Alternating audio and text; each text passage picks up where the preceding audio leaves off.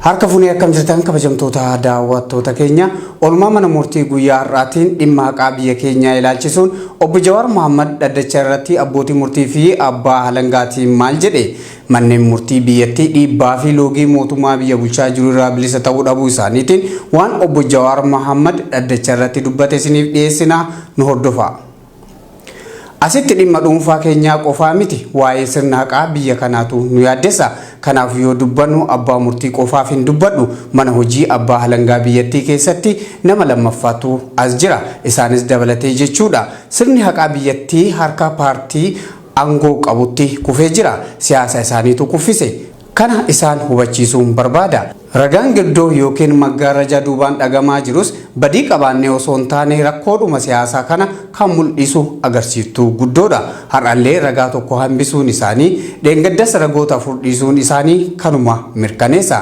Waan hawwatu kana hidhamuu sodaaf hin jedhu sirni haqaa akka dhimma keenya kanaaf sirratu qofaafi miti dhalootaaf dubbanna malee aarsaa kamuu fudhachuuf murteesseen itti seene hidhaan inumaa salphaadha.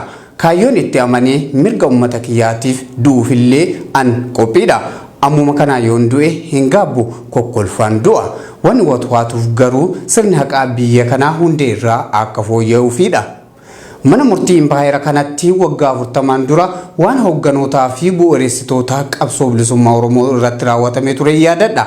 Ajajaa dhibbaa Maamuu Mazammir kan leenjii loltummaa nugusichaa keessatti ga'umsa olaanaan eebbifame faan yaadadha. Har'as ilmaan isaanii irratti sanumatu adeemaa jira.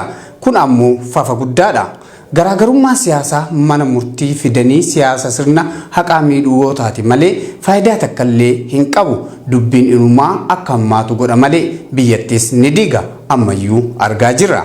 Amantaa sabni kun mana murtii irraa qabus guutuutti balleessa. Nan yaadadha. Muummichi ministeeraa ammaa kun waggoota 27 darban heeraa fi seera cabsidee uummata mirga isaa gaafate shororkeessaa turre jedhanii ifatti badii sirnichaa amananii turan. Ammas hojii baroota 27 sanitu irra deddeebi'amaa jira.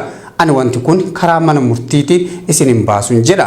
Mana murtii dhiisaatii yeroo fi humna abbootii seeraa fi abukaatota hin qisaasina. Hanga feetan nu hidha. Gaafa isinitti tole nu hiika. Feetan ammoo nu fannisa. Maqaa seeraa fi sirna haqaa garuu hin xureessina jechuun fedha. Galatooma jechuun obbo Jawaar Mohaammed dubbii isaa kan dhaddacha gubbatti taasise goolabe.